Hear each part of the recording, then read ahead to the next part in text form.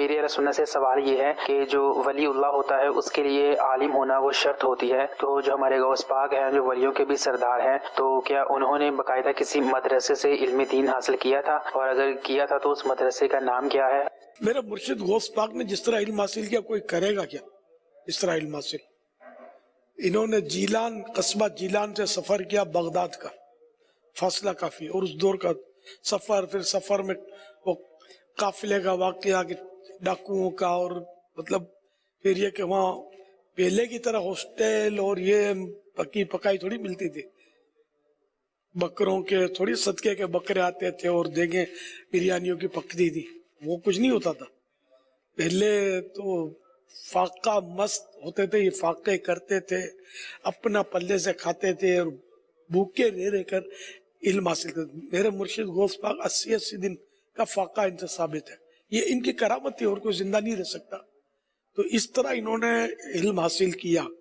اب یہ کہ بغداد شریف میں جو اب مدرسہ نظامیہ اب بھی ہے وہ باقی ہے، یہ غوث پاک کے سے پہلے کا امام غزالی نے بھی وہاں پڑھایا ہے، جو غوث پاک سے پہلے گزرے، اور بھی بزرگوں نے پڑھایا ہے۔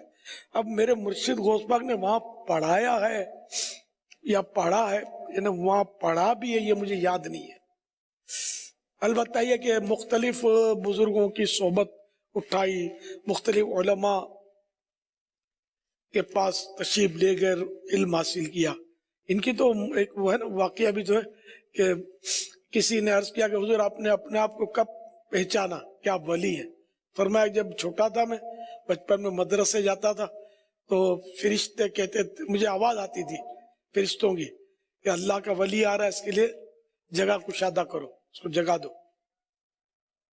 فرشتے مدرسے تک ساتھ پہنچانے کو جاتے تھے، یہ دربار الہی میں ہے رتبہ غوث اعظم کا، یہ دربار الہی میں ہے رتبہ غوث اعظم کا۔